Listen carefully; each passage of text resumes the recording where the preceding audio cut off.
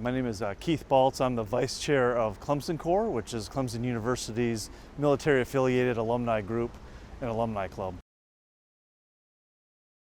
Yeah, as I understand, the history behind Memorial Day starts back after our Civil War. And the few years afterwards, the first way to commemorate those who had fallen or lost their lives in that great war were decorated on their grave sites by family members and friends. The first recorded one is up in Waterloo, New York, back on May 5th of 1866. There's another reported one that occurred right here in South Carolina in 1865 down in Charleston, just outside of where the Citadel now stands.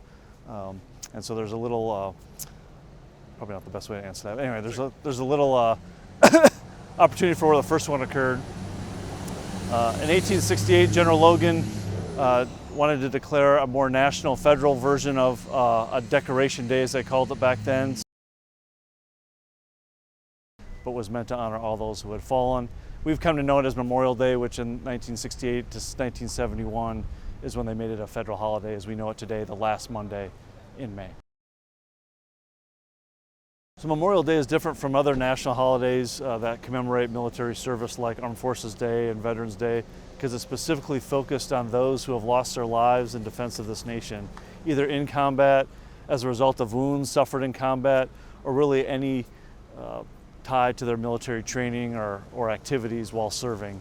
Armed Forces Day a few weeks earlier in May is meant to commemorate those that are still currently serving, and Veterans Day, which was initially tied to Armistice Day back in mid-November, November 11th, is for all veterans, living or dead, that have served and sacrificed for their nation.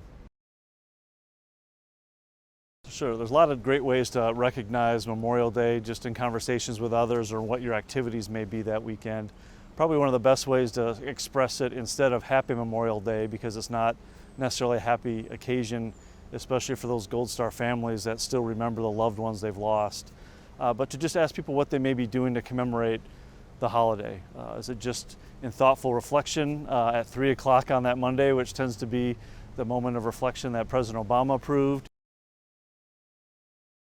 Another way is just to have that pause and reflection that you have perhaps Monday. It doesn't have to be at 3 p.m. That's a traditional time to just remember all those that have given their full measure of devotion while they served in uniform in all wars would be appropriate.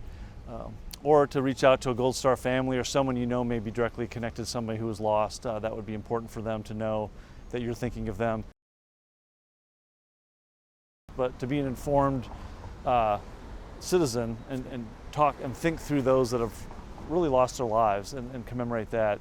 Those in uniform may be closer to it, but we're maybe not as close as some of those Gold Star families that were directly affected in recent times or maybe even decades ago that are still feeling the sacrifice. It was originally called Decoration Day, but to decorate the gravesite of someone who was lost in combat or result of their military activities, I think that's important. People want to be remembered for what they did. Lots of other chances to honor other types of sacrifice like Veterans Day, Armed Forces, and other parts of the year.